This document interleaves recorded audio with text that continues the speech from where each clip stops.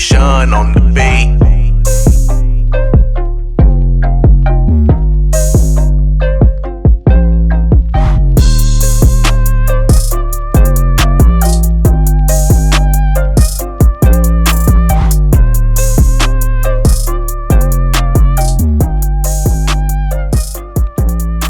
Welcome everybody. We are here today for another episode of the SIPTLK podcast. I got a special one in the park today. Ain't in the building today, man. Jaquan, what's good, man? Not much. Am I saying your name right? Jaquan. Jaquan. Okay, I wanted to ask you that because I wanted to make sure I was pronouncing your name right. Jaquan. Man. Jaquan. All right. Gotcha. Welcome, Jaquan, man. Welcome to the show, brother. Man, look, I'm gonna tell y'all a little backstory, man. How I met this guy, man. So, what was it? Counting 202. We in there. Hey, first day of class, man. It just something about this dude, man. I knew. I'm like, man, this dude right here, this dude's special, man. Like, dude, I don't know, man. It's just you get an aura about people, and you just automatically know when they come in that they gonna be destined for something. Like I knew, I was like, man, this dude's destined for greatness. I ain't know what exactly you were gonna be doing. I ain't know if you're gonna be playing sports, just straight education or whatever. But I was like, man, it's something about this dude right here. And sure enough, first day of class, they asking questions. Who you think first one answering all the questions? Hey, Appreciate it. I was like, I looked at that as motivation. See, one thing I always told myself, man, you can learn something from anybody, man. It don't matter what their age is. It don't matter how distant we are in age. You can always learn something. Man. Don't let your pride get in the way and think you can't learn something from somebody that's younger than you, man. I learned a lot from this dude, man. Like, he motivated me to want to go ahead and finish. So I got to finish, even though it's been a few years ago. Oh, yeah, you got to finish now. Oh, got to yeah. finish. But I just had to tell everybody, man, how exactly I had met you, though, man. All right, but we're going to start it out, man. We do a mental health check-in. So, rating of 1 to 10, man, how you rate yourself today? How you feeling? I'm feeling great today. I say on a scale of 1 to 10, I feel like I'm about an 8. I mean, I don't want to just go to 10 because you know how life is. Oh, yeah. You get too happy. It'll show you don't need to be too happy. Real quick. So Humbling. So I'm feeling good. What about you, man? I'd say about a 7, about a good 7, because, you know, I got my workout in, got a little rest today, got out of work early, but, you know how life is, man. Yeah, It's just, life is life. It's just smooth, man. Yeah. Well, it ain't smooth, but, you know, it goes, whether you're, Rocky but steady. Rocky but steady. man. All right.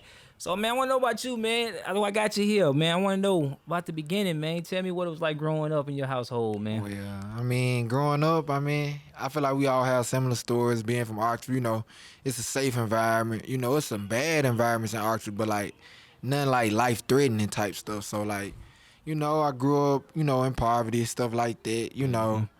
One of my parents was incarcerated, you know, so, you know, obviously we struggled when he was in jail. But once he got out, things got better. You know, like things, no lights and no running water, stuff like that. Had to walk up the road to my auntie house and fill up buckets of water, taking wash-offs, you know, stuff like that. But, like, hey, in the end, you know, it make you more grateful for the little things, though. But, like, you know, my dad got out, everything got better. So it's like I was young, so it didn't matter. It was fun when candles was lit in the house. Yeah. It was fun walking up the road, getting a bucket of water, taking a wash off, because low-key little kids don't want to take bath anyway. You know what I'm saying? They don't want to take no bath anyway. You know, they little wash up. Yeah. Love a little wash up. But, I mean, you know, looking back now, I realize, and looking at the apartments and trailers we was living in, it was rough. Like, I still look at them apartments and trailers now, and I be like, whew. But, like, growing up, I mean, I was just an average kid, I feel like.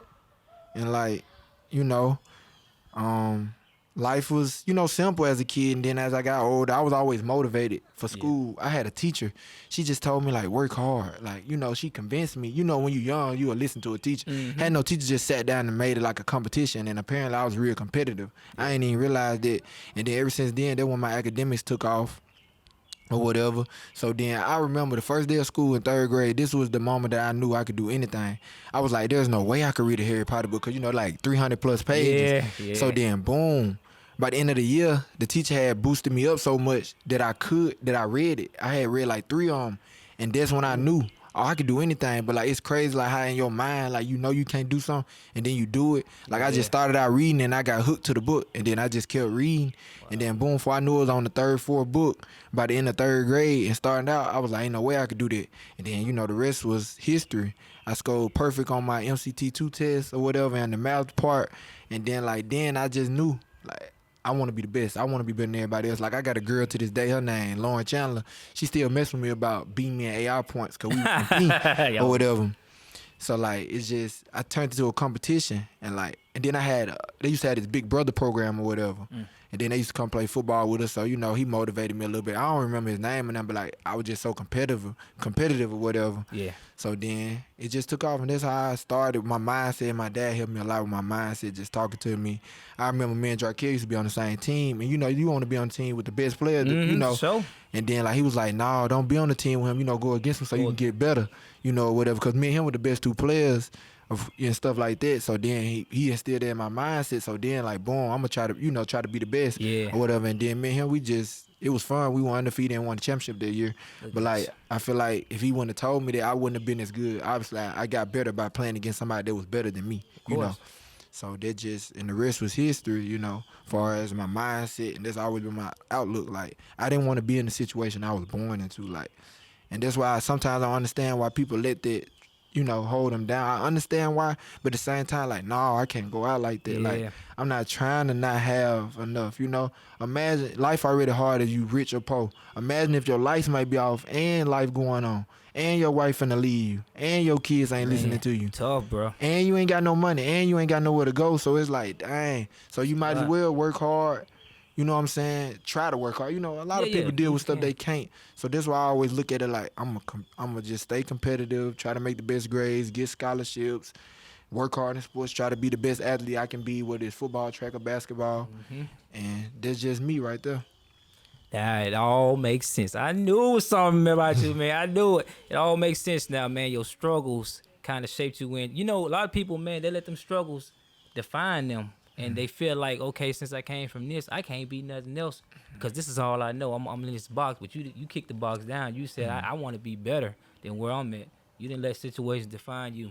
And I know that has been tough, not having your dad in your life at that time. Yeah, it was. But, I mean, he came back. And, of course, he was there the rest of my life. Stuff like that. I understand, man. Trust me. Okay, so in the beginning, you talk about the no running water. You talk about the not no running water. The going to get water. The lights out. You looking back on that today. What did you learn from that experience? Like, how did it shape you now? I mean, it just made me more grateful. Like, dang, this is where we came from. Like, I see my mama, she working hours and hours. Like, all she do is work and go to school, take care of her kids. Like, I can't not take advantage of the sacrifices she made. Like, if I don't reach my full potential, like, she sacrificed that for what?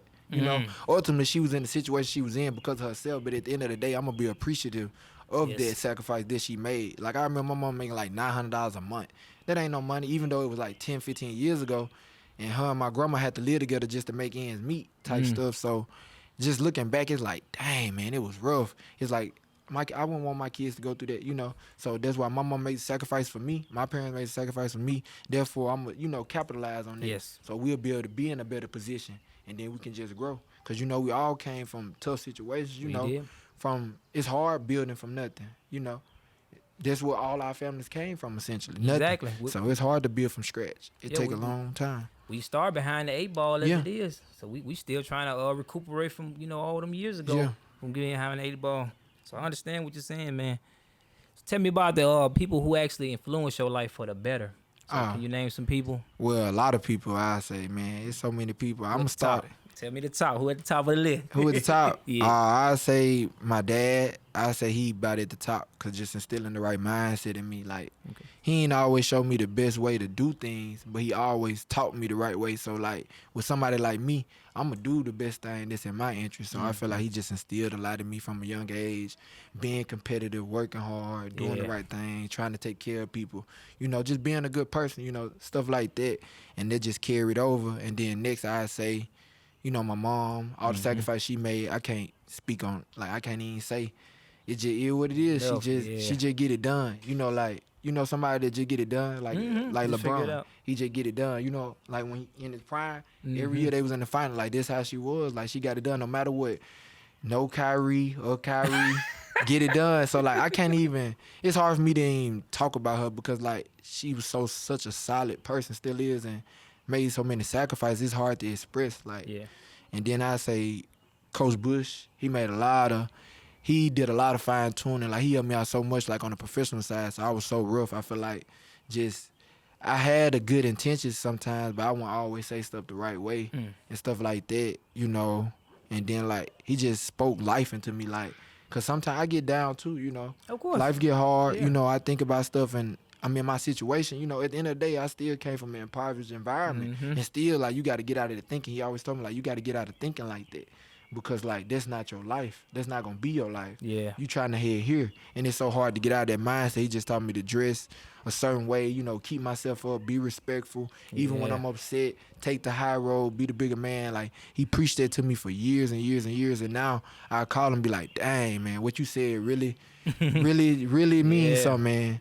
And then I'll say my girlfriend, she helped me out a lot, like far as like on a consistent basis, like fine tuning like those little things that you grow up, cause you know you grow up and you communicate what you see, and a lot of stuff I saw was not the appropriate things to be seen.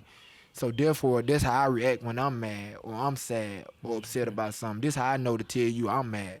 So like really, she was able to help me understand like it's okay that you're upset, but you can't express stuff a certain way. You got to Yeah. do it the right way, and like just controlling my emotions and not being so overly emotional and reacting, because you know you can work hard and lose it all in 30 seconds. Exactly, man. So I would say she helped me out a lot far as that, and just really just growing as a person and recognizing what issues I have and my flaws, and growing and being a better person. And I feel like I am a much better person now than I ever have been. Yeah. And I feel like I'm still growing. There's still a lot of stuff I can work on. Still stuff I'm working on, controlling how I react when I'm upset. Yeah. And stuff like that, and just learning the right way and how to talk to people in the right manner. So That's what it's a I'm lot of other people. I don't want to leave y'all out. I'm just gonna leave it at that. 'Cause I can go all day. Cause like a lot of people don't help me.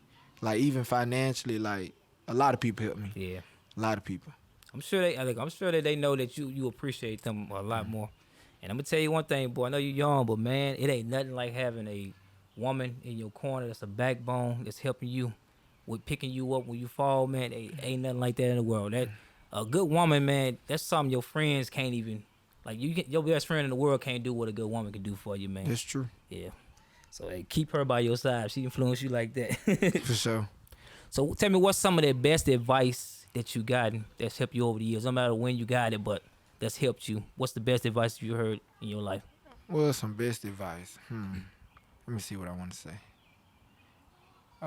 The best advice I would say I've gotten is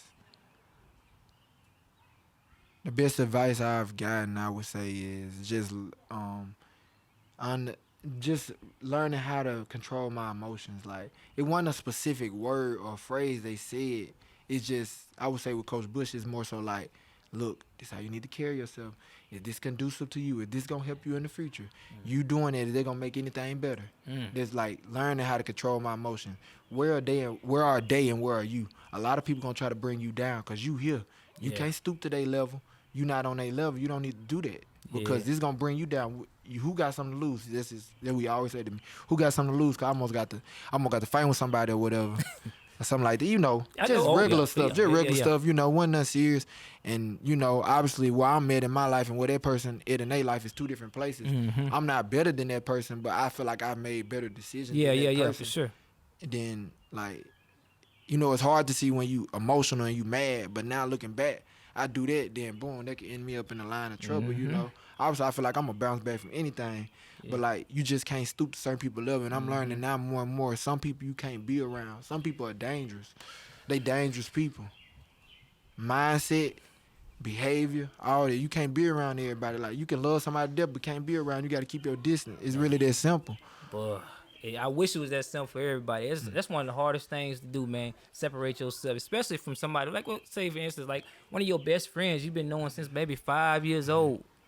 You ever watch All American? Yeah, I have. You remember when Coop and Yeah. Spencer? Oh, yeah. Or Yeah. Spencer and Sean. Yeah. Remember how they grew up? Sean went that way, but they was all that close. And that'd be the hardest thing to do, separate yourself from friends like that sometime. I wish it was easy for everybody. It's not easy. For me personally, I feel like the way things have unfolded in my life, it has made it easy for me. Like, you put my life at risk, you do something like that, I'm out your way. Like, Yeah. I can't do it. Like, I got a friend, he was chilling with somebody.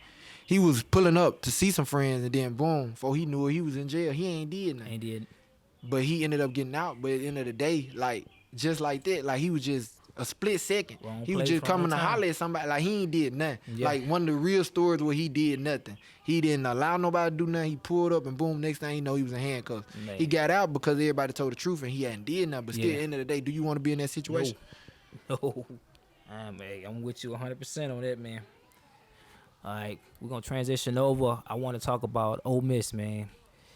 How did Ole Miss prepare you for the workforce? Like, what you learned at Ole Miss? Well, not I mean, just besides the academics, just like how did it prepare you overall for the, being ready for the workforce?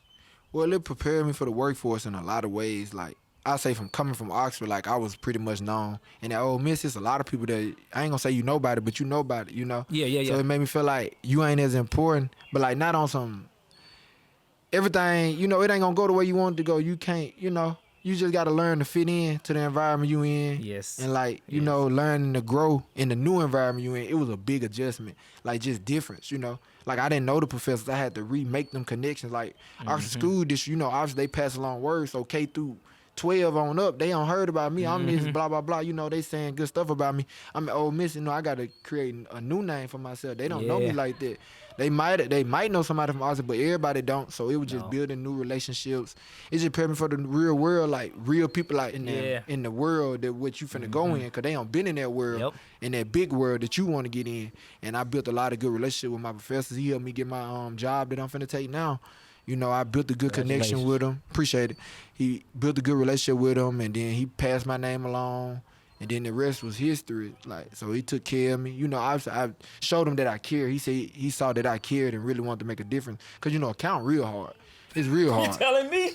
I didn't took it like 4 times. It's real hard. So like he saw that I was willing to learn, and like that's the biggest thing. If you willing to try, like they gonna work with you. When they see you trying, like if you see somebody trying, it's gonna be hard for you to turn them down. Yeah, of course. So it was like that. They helped me, and just being at Ole Miss and I was seeing a lot of people. So it's like you would think you the best. I didn't feel like that. I know it's people smarter than me. It's people smarter than me in high school.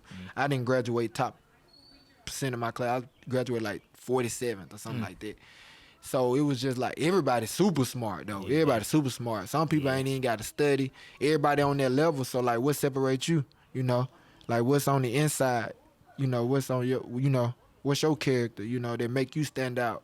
Like, cause everybody's smart. So when Yeah. them employers come in there, we don't care about you. We care about your grades, but everybody else got all A's too. Like, Yeah. what's different about you? What's so special about you? What value can you add to my company? You know, I know you can do the job, but how you gonna do it? Like, how you Hey. gonna carry yourself? I like that. I like that a lot. Man, that when I was thinking about that, man, I remember the movie ATL, man, it was just one line that stood out in that movie, man. It ain't what you know, it's who you know. That's facts. And with you saying that, man, your professor helped you get the job and stuff. You know, you building building relationships with people. Like that'd be like one of the most important things to do, man. Let people know who you are, so you can get you get yourself around like that. And you learn quick, I see. Yeah, you gotta have them relationships. You ain't got them relationship, you can kill it. Like you can get all the degrees you want. I mean, at the end of the day, you can get lucky. But like if you got the relationship, that's gonna prepare you. Like they're gonna put you in that right position. Like people calling all the time, like, do you know somebody that, blah, blah, blah. Then boom, I know this guy, boom. I Yeah. can't tell you how many times somebody don't help me get a position. Like I got a couple jobs like that. Like, oh yeah, I know him, he could do it through association, just off a relationship. And boom, it don't help me get far. Yeah, man. All right, man. So now I want to get into the sports side of things, man. So, what did you play in high school? What all sports did you play? Well, I played basketball, football, and I ran track or whatever. And yeah.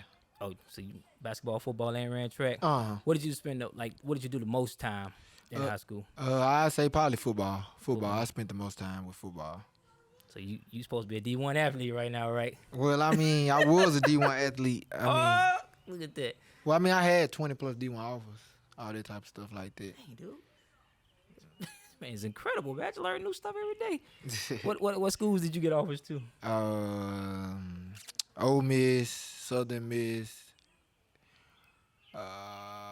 Middle Tennessee State, Hey, Arkansas State, Marshall, Wyoming. Too many. I had a lot off. I had 20 plus off. I could go just about anywhere. Golly, man. So what factored into your decision?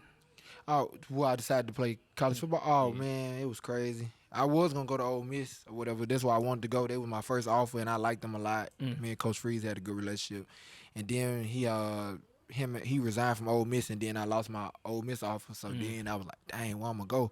I hadn't been talking to nobody, so then they put me in like a scramble, and I had to go to like the bottom Yeah. of my D1 offers. I hate to say that, but Oh no, like the I low, understand.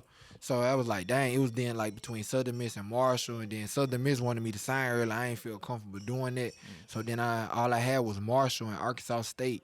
So then I like, I guess I go to Marshall. So boom, I just tried it out. Me and the receiver coach had a good relationship too. So they would inspire me to go there, and then like, yeah, that's what it was. I mean, I could have went somewhere for track too. Like, Ole Miss offered me 30% scholarship because that's what the sport I popped off in first, for track. And then like he had offered me too late. I had already signed my letter of intent or whatever. So what it was. Was what it, it was whatever then. At that point I couldn't go do track then. But then I went up there and I saw I didn't want to do Division I football. Like it was too much. And like Ah. me, I didn't just love football. I did football because I liked it. I like to a certain extent. Like I like multiple sports. Like I don't like just doing one sport. Like I Yeah. get bored with it and stuff like that. And like football, it's kind of like I'm not one of them people that just love football so much. Just Like I like dedicated. it, and I was good at it. I was blessed to have the ability in it, so Yeah. I like doing it on my terms though. So I'm like, you know Mm-hmm. what? I'm just gonna go to Ole Miss and try to do track because he had already been recruiting me somewhere, anyways, and I was one of the fastest people in the state. So I just went there, and then I had to get a waiver and all that type of stuff, and then I ended up running track there my freshman year or whatever. And then after my freshman year, I didn't like where I was. I felt like I didn't do as good as I should have. So I just decided to do school the Yeah. rest of the way out. And then I ended up this past year for my grad year or whatever. I graduated in 3 years, so I just finished my fourth year of college. So I got another year eligibility. But for this past year, I went to West Alabama. I played football and I ran track there. I feel like they didn't give me a fair shot in football. Like they didn't play me or nothing like that. Mm. They had like some 3 year starters or whatever. So it was kind of like they was like we wanted to give you a shot, but like we already had our guys, so it is what it Oh is on yeah. that. It is what But it I was is. the fastest for the track team or whatever this year. I had a decent season. I dealt with some injuries, but I was the fastest on the team. Just decent stuff. Just it's average. It was a D2 school. I mean, I'm an alright athlete, you know. But you know what, man? After all that stuff you said, life it went exactly the way it was supposed to go, man. This is exactly where you're supposed to be in life, anyway. So I know you don't have no regrets, man. You had the offers, you had the recognition. You was one of the fastest. I mean, you did it. You did it all, man. You did what a lot of guys like. Hey, get a right arm to be able to do. Because Yeah. a lot of guys were wishing they had the type of recognition that you did. Well, hey, since we talking Oxford, hey, you got to shout some guys out, man. Who's some guys that you played sports with in school? Who's the dogs, man?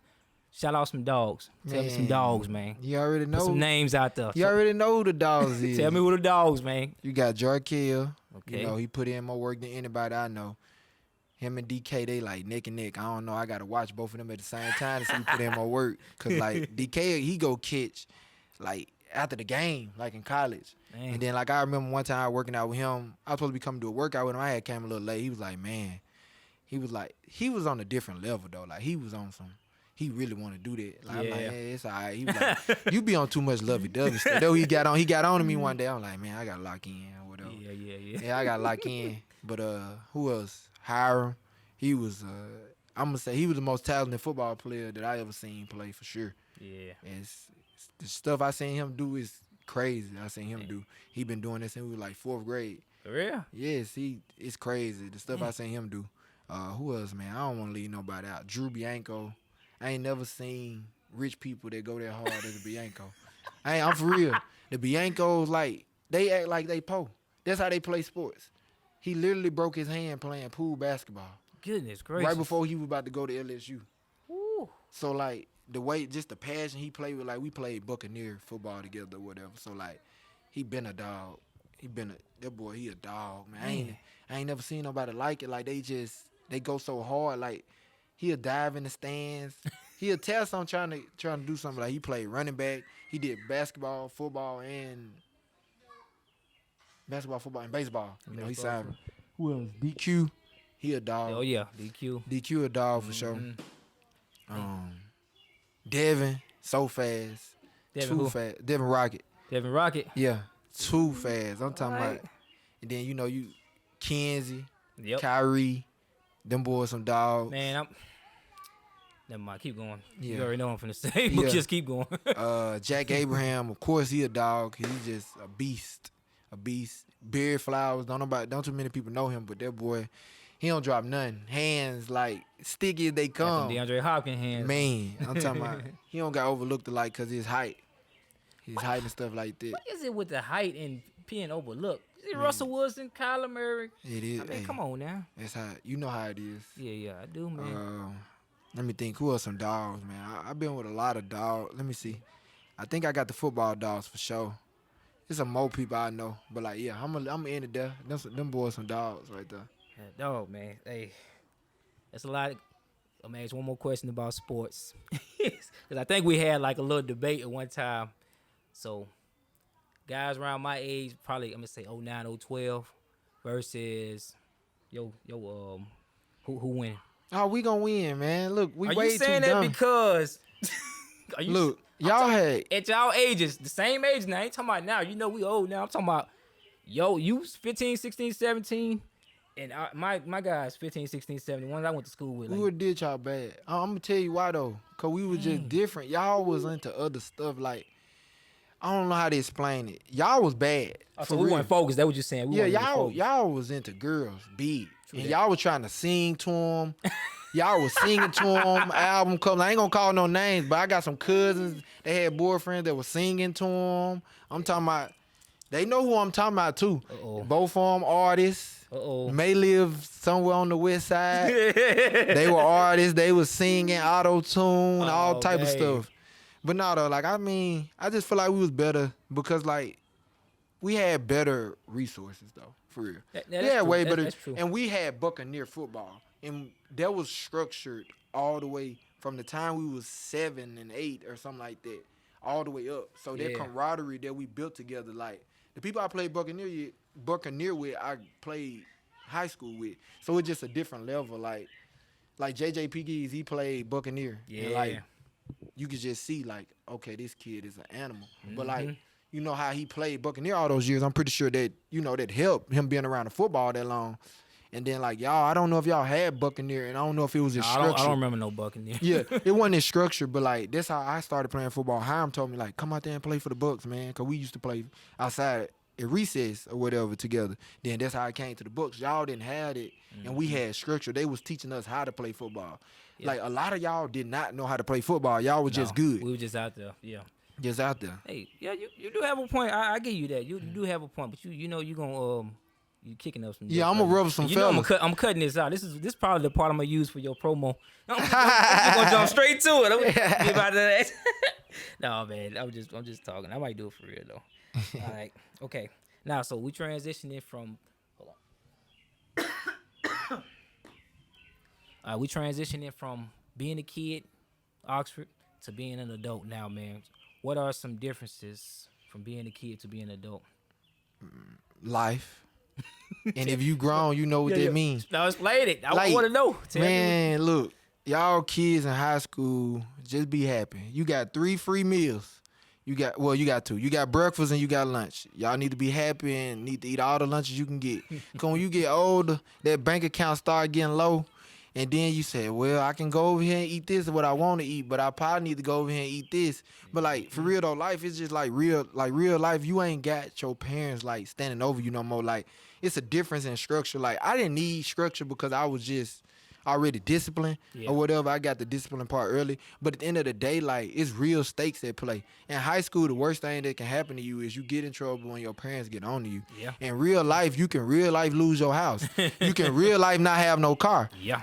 At the end of the day, if you don't have no car in high school, you can still get on that bus and go to where you need to go. Mm-hmm. And your friends. And when you get grown, don't nobody care about you no more. It's a difference. Like I ain't saying that people just care about you when you young, but you grown, you capable. You supposed to be doing what you got to do. It's different when you grown. Like they not looking at you like you a kid. Ain't nobody trying to help no grown man. Oh. But like at the end of the day, you is supposed to have your stuff together to the point to where you supposed to stand on your own 2 feet. It's like your childish days are over. Like you supposed to be able to, handle your business. But like it's real stakes and don't nobody care. Like, you can cry all you want. You can get on make all the Facebook statuses you want. These Ain't people worth a dog don't on. care. These people like you grown. You should be capable. You should have been doing what you needed to do. So like with real life is real stakes. I feel like you can real life not make it. You can real life fail out of school, high school and middle.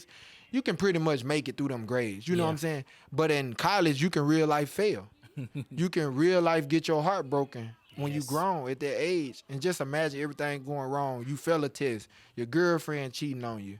Your car broke down. Ooh. Hey, See, in all at high once. school, you would have had your friends to laugh and relax. You Yep. know, in college, it's different. And just imagine if you ain't even in college, which is, it don't matter what you do.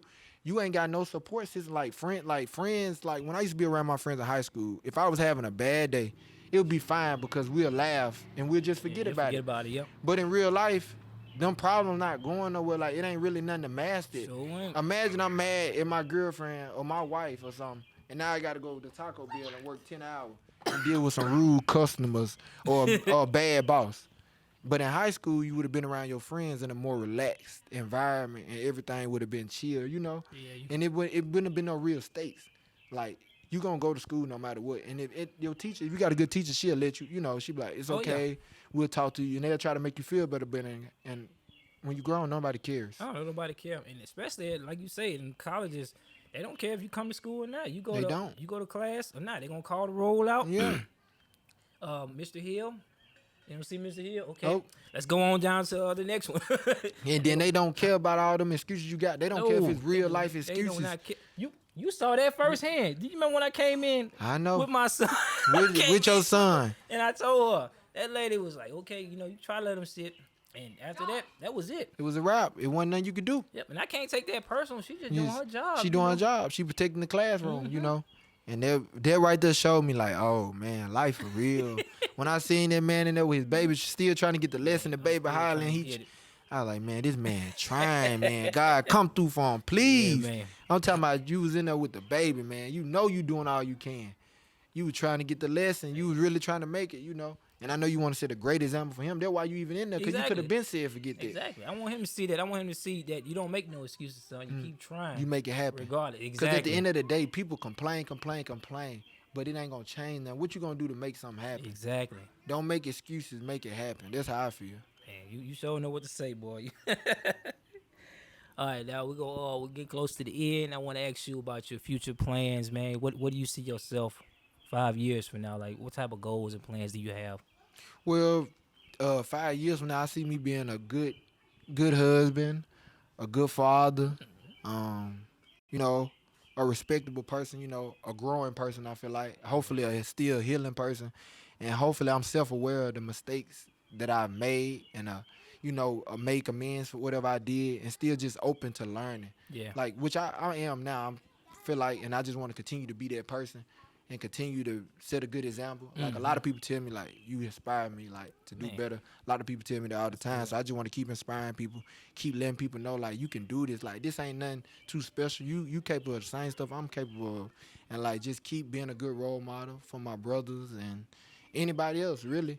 And just being financially stable, being financially secure all the way, you know, having a nice car that get me where I need to be. I ain't got to have the best car, long as it's decent. Yep.